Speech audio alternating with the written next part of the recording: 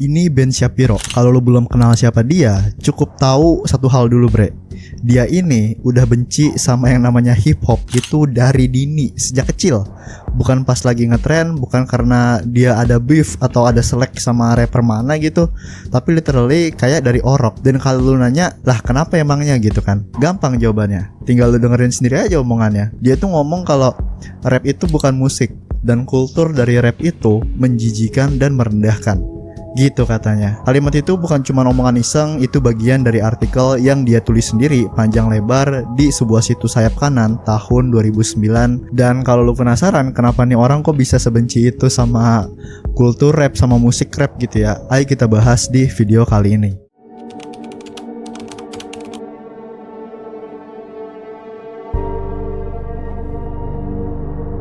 Waktu itu emang lagi tren banget di kalangan konservatif Amerika tuh buat ngomongin betapa bahayanya rap dan betapa buruknya pengaruhnya itu dari budaya hip hop itu sendiri. Tapi band ini beda, dia tuh nggak cuma ngikutin arus orang-orang pada benci, dia ngikut benci gitu, kagak.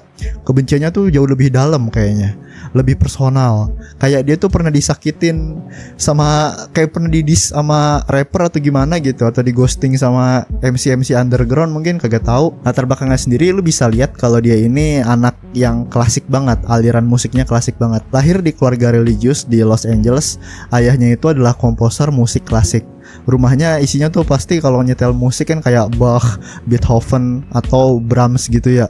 Dan dari kecil dia tuh dicekokin musik yang katanya seleranya tuh tinggi dan paling beradab gitu. Kayak ngerasa elit gitu dia. Umur 12 sendiri dia ini udah jago main biola, tampil di acara makan malam elit. Masa kecilnya juga yang ya mungkin ngebosenin ya kalau misal kita lihat-lihat gitu. Tapi katanya bernilai tinggi secara moral, beradab gitu. Masalahnya waktu dia gede, pemahaman itu nggak hilang. Dia tuh nggak mencoba memahami kultur atau budaya lain gitu, malah makin menjadi-jadi. Dia mulai ngerasa genre musik lain tuh kayak lebih rendah dibandingin genre-genre musik klasik yang dia biasa denger. Dangkal, nggak punya jiwa. Dan menurut dia, genre paling dangkal dan menjijikan dari semuanya yaitu hip hop. Dia tuh pernah cerita waktu kuliah hukum, teman-temannya tuh muter lagu rap di mobil, dan dia kesel, ngerasa kayak telinganya tuh dihina. Dia pengen pasang Mozart lah, tapi nggak ada yang mau dengerin. Dan dari situ kebenciannya makin mekar, makin ngakar juga. Masuk tahun 2010-an, band ini udah bukan mahasiswa kesel lagi, dia udah jadi penulis, punya buku, punya audiens. Dan ketika dia gabung ke stasiun radio konservatif yaitu KRLA AM 870, dia dapat mic tuh. Dan dia tahu persis mau ngapain dengan panggung itu. Bisa aja dia kan bahas topik apapun gitu ya, kayak agama Yahudi yang dimana latar belakangnya dia, pernikahan, konservatisme, atau bahkan kisah cintanya sama istrinya gitu. Tapi enggak, band ini punya misi, satu tujuan hidup, yaitu menghancurkan hip hop. Karena dia kayaknya memang sebenci itu sama hip hop, bre. Dan bikin segmen yang namanya Deconstructing the Culture. Judulnya keren, kedengarannya intelektual, padahal isinya cuma literally 15 menit ocehan penuh kebencian soal lagu rap yang lagi viral di minggu itu. Setiap minggu tanpa henti. Lu bisa bilang ini tuh kayak disertasi seorang nerd klasik yang dendam karena gak ada yang mau ganti Spotify ke Chopin. Dan lu tahu target audiensnya siapa? Yaitu para pendengar radio konservatif yang udah tua-tua, orang-orang boomer, yang mungkin mikir Kendrick Lamar tuh nama bahan bangunan. Jadi ya buat mereka semua yang band bilang tuh kedengeran kayak kebenaran gitu, kayak sesuatu yang memang iya ya, mungkin memang kultur rap atau musik rap tuh semenjijikan itu ya. Mereka tuh nggak pernah dengerin beat, nggak ngerti liriknya, tapi mereka percaya rap itu racun, dan band jadi semacam nabi anti hip hop buat mereka. Yang lucu tapi juga sedih adalah semua ini berawal cuma karena seorang bocah kecil yang nggak bisa ganti channel dari 50 Cent ke Mozart. Yang kayak tadi yang ada di mobil itu, waktu zaman-zaman dia jadi mahasiswa itu. Jadi gini, tiap minggu band itu bakal nongol di segmen radionya. Dan tiap minggu juga lu bisa nebak pola yang sama. Gak peduli lagu rap mana yang lagi trending, gak peduli isi lagunya tentang trauma, rasisme, perjuangan hidup, atau sekedar flexing mobil, komentarnya ya selalu sama gitu, itu aja, kayak kaset rusak. Dan puncaknya bikin semua orang, terutama orang-orang yang emang ngerti rap, itu jadi boring, jadi kesel juga gitu. Maksud gue udahlah, kita semua kan bisa lihat kemana arah pembicaraan ini tiap minggunya gitu. Tapi alih-alih ngomong gamblang, dia tuh muter-muterin kata-kata pakai gaya intelektual, kayak pakai bahasa-bahasa tinggi gitu, bre, sambil ngedumel soal ghetto culture dan bahaya budaya urban. Dan kita semua disuruh percaya kalau ini bagian dari analisis budaya. Padahal ya lu tau lah, ini cuman kebencian doang yang dibungkus casing debat kampus. Tiap episode tuh udah kayak skrip yang sama diulang-ulang gitu. Mulai dari ngatain nama rapper yang katanya absurd dan kagak berkelas, terus ngebedah lirik kayak lagi ngoreksi tugas anak SMP. Dan terakhir kalau udah kehabisan bahan, ya tinggal ngomel-ngomel soal hal yang kagak nyambung, kayak kenapa beatnya terlalu repetitif ya? Atau kenapa semua video musiknya ada cewek-cewek yang joget-joget ya? Padahal ya itu kan emang dari dulu udah gitu bre. Dan lucunya ini semua malah jadi infinite money glitch. Gak perlu research mendalam, gak perlu analisa musikal, cukup bacain lirik pelan sambil pasang muka jijik, terus kasih komentar yang sok suci. Boom, view-nya langsung meledak tiap video dia kayak gitu. Engagementnya naik, duitnya ngalir. Bener-bener rumus sakti yang dikasih Tuhan ke kaum konservatif Amerika yang udah kehabisan ide buat media-media mereka. Dan dari sinilah babak baru dalam karir Ben Shapiro itu dimulai. Dia ngumpulin duit, cari investor, terus ngebangun kerajaan kecilnya sendiri yang kita semua kenal sebagai The Daily Wire. Tempat nyaman buat para konservatif yang pengen duduk sambil ngetik woke culture is destroying America. Woke culture menghancurkan Amerika. Pokoknya orang-orang anti woke culture gitu. Ya gue sendiri juga anti woke gitu. Cuman orang-orang ini agak terlalu aneh menurut gue, terutama di hal-hal tentang rap ini. Di sana Ben itu nggak sendirian lagi. Dia mulai rekrut bala bantuan. Muda, tua, pria, wanita, kulit putih, kulit hitam, bahkan yang entah kategori mana, semuanya sah buat masuk ke grup si Ben ini dengan satu visi, yaitu menghancurkan hip hop dan segala budaya liberal yang nempel di situ. Dan parahnya, satu Ben Shapiro aja kan udah cukup ya buat bikin kuping kita panas. Tapi sekarang kita punya miniatur Ben Shapiro yang bertebaran di mana-mana. Semuanya ngikutin template yang sama gitu bre. Ngatain nama, baca lirik pelan-pelan dengan nada yang geli, terus nyinggung bahaya moral buat anak muda zaman sekarang. Dan lu tahu gak yang lebih gila itu apa? Itu semua berhasil. Mereka dapat jutaan views cuman dari ngebacain lirik yang bahkan mereka sendiri gak ngerti konteksnya. Audiensnya juga ikut ketawa bareng, musuhnya ketawa karena malu, tapi tetap duitnya ngalir deres banget. Buat mereka tertawaan dari hatersnya itu adalah cuan. Komentar negatif pun juga jadi cuan. Setiap ada orang yang komen, Ben lu itu badut, kagak ngerti, ya udah gak usah bahas. Di kolom komentar itu tuh kayak koin masuk mesin arcade gitu. Dan dari sinilah Ben sadar, dia ini bukan cuman ngomongin musik, dia ini udah megang satu senjata budaya. Dan dia tahu cara nembaknya ini buat ke semua arah. Kita udah masuk ke bagian yang mungkin paling ironis dari semua cerita Ben Shapiro versus hip hop itu. Karena kali ini yang kena tembak bukan cuma rapper atau lirik lagunya, tapi event Super Bowl, event paling suci buat rakyat Amerika kalau lu gak tahu. Tempat orang biasanya tuh lebih peduli sama iklan Pepsi daripada politik-politik. Tapi buat Ben gak ada momen yang terlalu netral buat kagak dijadiin ajang berkeluh kesah soal budaya. Super Bowl bre, ini tuh bukan sekedar pertandingan gitu. Ini kayak ritual nasionalnya dari Amerika, dari US. Satu-satunya hari dalam setahun di mana orang Amerika tiba-tiba kompak. Entah itu buat nonton touchdown, ngomentarin iklan absurd, atau cuman pengen lihat penyanyi tampil di halftime show. Pokoknya hari itu kayak jendela raksasa buat lihat kultur Amerika lagi ngarah kemana. Dan lu tahu selama bertahun-tahun NFL main aman. Mereka tuh ngundang artis-artis yang kagak bikin orang tua konservatif itu naik pitam, yang kagak bikin boomers tuh kesel. Lu tau lah penyanyi kayak Pop Putih Bersih, band-band rock tua yang udah kagak bisa gerak tapi masih dikasih mic, Coldplay, pokoknya band-band mainstream gitu. Tapi zaman berubah bre. Hip hop itu gak cuma jadi tren, dia ini jadi denyut nadi budaya Amerika. Dan NFL yang selama ini agak telat adaptasi akhirnya sadar, ini genre udah gak bisa diabain lagi nih. Jadi buat pertama kalinya mereka ngambil langkah gede. Dan bener aja 2022 jadi momen bersejarah. Lu punya Snoop Dogg, Dr. Dre, Eminem, Kendrick Lamar, Mary J, Bleach, dan si 50 Cent yang literally nongol dari langit-langit. Penampilan ini kagak main-main, lagu-lagu meledak, nostalgia bertebaran, energinya pecah banget waktu itu. Bahkan orang yang kagak ngerti hip hop pun ikut ngangguk-ngangguk kepala. Ini tuh bukan sekedar show, ini jadi perayaan. Dan lu tahu yang paling gilanya itu apa? Semua orang suka. Semua, orang tua, anak muda, fans dari NFL itu sendiri, penonton biasa, bahkan beberapa konservatif. Yes bre, konservatif yang biasanya alergi sama beat dan breakdance itu diem waktu itu. Mereka juga tepuk tangan. Tapi ada satu orang, satu sosok yang gak bisa diem, yang nonton dari rumah sambil mukanya ditekuk dan jari-jarinya ngetik penuh kemarahan. Si Ben Shapiro. Sementara orang lain sibuk joget depan TV, dia tuh malah nge-tweet, "Capitalism always win. Watching the NFL monetize the left radical racial messaging featuring artists with rap sheets longer than your arm. Capitalize on Eminem kneeling. Hilarious." Bre, seriusan, lagi nonton halftime show yang literally bikin Amerika damai sebentar aja, lu masih mau nemu alasan buat ngamuk. Liatin aja, konser dikit aja, keluar rapper 1-2, langsung para konservatif berubah jadi ekonom sosialis anjing.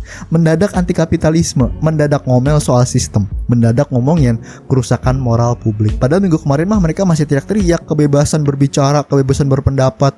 Pas ada komedian ngejok soal gender ya kan. Dan lu bisa lihat kan betapa absurdnya. Padahal satu penampilan doang loh, satu show dari rap doang. Lu harus nanya dah ke diri lo sendiri sekarang, Subah ini ribut soal apa sih? Dia ini kenapa selek mulu sama rap gitu? Soal beat, soal liriknya, soal nilai budayanya, atau ada sesuatu yang lebih dalam? Jawabannya mulai kelihatan makin gamblang beberapa tahun kemudian. NFL yang dulunya takut-takut naruh rapper di panggung, sekarang malah ngundang Kendrick Lamar. Dan ini bukan rapper sembarangan kan. Ini tuh bukan orang yang doyan flexing kalung atau nyebut nama brand tiap 2 bar. Ini tuh Kendrick, bre, bintang hip hop yang satu-satunya dosa publiknya mungkin cuma terlalu jujur. Dia tuh rajin bawa pesan moral di lagu-lagunya, ngomongin trauma, spiritualitas, politik, bahkan berani buka suara soal elit-elit Hollywood dan kasus-kasus kelam yang selama ini cuma dibisik-bisikin. Secara teknis, konservatif harusnya suka orang-orang kayak gini, karena konteks dari dan arti-arti dari liriknya itu ada gitu loh, bukan hal-hal yang hambar, religius, anti-elit, punya prinsip, tapi enggak. Mereka tuh tetap benci. Dan dari situ lu sadar kalau ini cuman permainan yang gak bisa dimenangin. Lu bisa jadi rapper yang nyebarin cinta, ngajarin self love, bahkan ngasih motivasi hidup, tetap aja lu bakal dicaci maki kayak lo baru aja ngerampok kotak amal anjing. Flashback ke 10 tahun yang lalu, lagu Kendrick yang judulnya I, lagu yang literally isinya semangat, cinta diri, dan healing, masuk ke segmen radionya Ben Shapiro. Dan lu bisa nebak, reaksinya sama aja kayak dia lagi bahas lagu tentang klub, twerking, dan mobil sport. Kayak dia tuh nganggep lagu dari Kendrick Lamar tuh sama kayak lagu rap-rap lain yang emang hambar, yang emang liriknya tuh nggak sedip itu gitu. Buat band semua lagu rap tuh sampah homogen. Dia gak peduli isi pesannya, komposisinya, atau niat baik dibaliknya.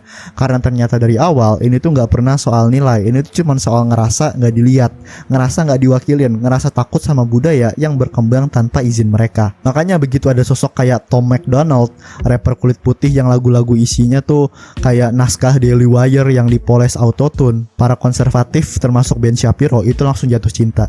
Mendadak hip hop kagak lagi disebut primitif, nggak disebut memalukan. Mendadak itu jadi puisi, mendadak itu jadi seni yang menyentuh jiwa. Bahkan buat kakek tukang bangunan umur 86 yang nggak tahu siapa itu Lil Baby, tapi langsung beli lagu Tom di iTunes. Dan disinilah kita sampai di fase paling memalukan dari semuanya. Ben Shapiro yang udah menginjak kepala hip hop selama lebih 20 tahun itu bikin lagu rapnya sendiri bersama Tom McDonald itu, judulnya Facts, dengan cap lock semua tuh, gede semua tuh. Karena ya gitulah, mereka mikir makin kapital mungkin makin keren kali ya. Dan liriknya, bre, bukan cuman keren sih, ini tuh kayak anak debat SMA yang nulis lirik habis nonton Fox News, habis nonton Rocky Gerung mungkin kalau di sini ya. Flow-nya kaku, ritmenya kayak dipaksa, dan yang bikin tambah parah, mereka tuh beneran niat. Ini tuh bukan parodi, ini usaha seriusnya mereka, dan hasilnya tetap se-cringe ini gitu. Dan kalau lu kira ceritanya berakhir di situ, lu salah bre. Karena lagu ini entah kenapa meledak di internet. Internet memang tempat yang terkutuk sih. Dalam 10 hari, Facts itu naik ke posisi nomor 1 di iTunes chart. Dan si Ben Shapiro dengan dada mengembang, ngebusungin dada tuh kan, dan keyboardnya yang panas, dia tuh langsung parade kemenangan kayak dia baru ngalahin Jay-Z. Dia ngepost tuh, I guess we all know who the real Slim Shady is now. Terus bilang, hey Nicki Minaj, sorry ya, lo di bawah gue. Bahkan sempat bilang rap god status unlock. Bre, rap god status unlock dari orang yang dulunya bilang rap bukan musik. Ngelihat yang perubahan kayak gitu bikin kita mikir kalau dunia emang suka bercanda. Tapi gue tanya sekarang ke elu, Ini semua tuh buat apa? Supaya bisa dibilang lu bener dan dunia salah. Supaya lu bisa punya lagu rap sendiri walau isinya cuman keluhan yang udah basi.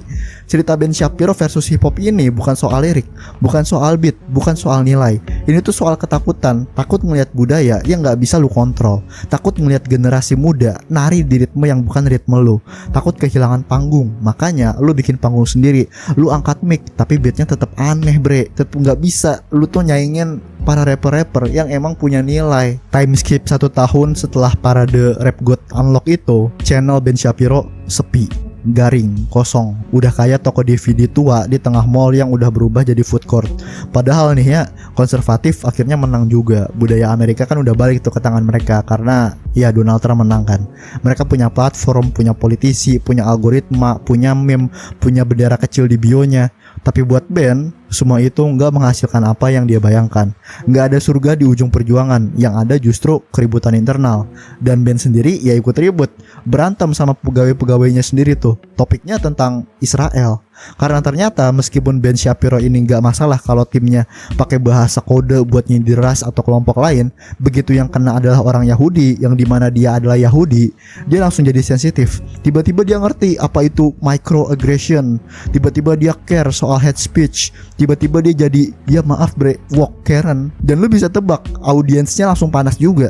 Di tengah-tengah atmosfer yang makin radikal, fansnya tuh mulai ngebalik arah. Mereka bilang dia ini terlalu moderat, atau lebih parahnya terlalu Yahudi. Gila gak tuh orang yang selama ini ngomel soal kebebasan berbicara dan cancel culture sekarang malah nyetop orang gara-gara ngomong terlalu bebas. Dan walaupun Ben coba ngelawan, coba klarifikasi, coba serang balik pakai video 13 menit dan thumbnail mukanya melotot, semua itu udah telat karena dia lagi main game yang gak bisa dimenangin. Coba pikirin kalau selama ini tuh dia ngajarin audiensnya buat terbuka, buat ngertiin budaya lain termasuk budaya hip hop gitu kan, buat ngelihat konteks dan niat baik dari lawan politiknya. Mungkin dia masih bisa nafas sekarang, tapi kagak bre. Dia tuh masih bangun benteng. Dia ngelatih penontonnya buat nyerang semua yang beda sama dia. Dan begitu mereka belajar, mereka balik nyerang dia. Ironi yang terlalu pahit bahkan buat ditulis di naskah satir. Tahun 2025 channelnya mulai kehilangan subscriber tiap hari.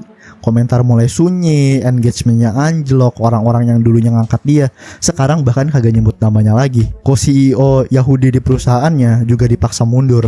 Daily Wire mungkin masih bisa cetak untung, tapi buat Ben itu semua udah gak penting. Karena satu hal yang selama ini dia paling jaga, paling bela dan paling banggain, yaitu influence-nya atau pengaruhnya, sekarang udah hilang. Nggak ada lagi suara yang didengar, nggak ada lagi klip-klip viral soal dia, nggak ada lagi segmen penuh kemarahan yang jadi topik di Twitter. Sekarang Ben cuma sisa namanya, satu suara di lautan konten konservatif yang makin keras, makin dangkal dan makin nggak butuh dia. Dulu dia trendsetternya, pencipta trennya, sekarang dia kayak orang nyasar di pesta yang udah pindah tempat. Dan yang paling lucu sekaligus menyedihkan, dia nggak bisa nyalahin siapa-siapa selain dirinya. Nggak bisa nyalahin hip hop, nggak bisa nyalahin woke culture, karena semua ini murni salahnya sendiri. Kalau ini emang endingnya, maka biarlah mic itu beneran jatuh. Karena nggak semua cerita punya akhir bahagia, terutama buat mereka yang lupa kapan harus diem dan mulai dengerin beat zamannya. Oke, segitu aja buat video gue kali ini. Kita udah ngebahas soal Ben Shapiro dan kebenciannya terhadap musik rap, terhadap kultur rap, terhadap ghetto culture, dan kejatuhannya sendiri yang ada apa ya, kayak sifat-sifat yang dia tanamkan ke audiensnya, yaitu soal tertutup dengan budaya lain. Dan akhirnya gara-gara dia tanamin itu ke audiensnya sekarang juga balik kayak gitu, tapi ke arahnya dia sendiri. Dia nutup dari band, nggak mencoba menerima band lagi. Gimana menurut kalian? Kalau kalian suka, jangan lupa like, comment, share, dan subscribe channel ini. Sampai jumpa lagi di video berikutnya. Dadah.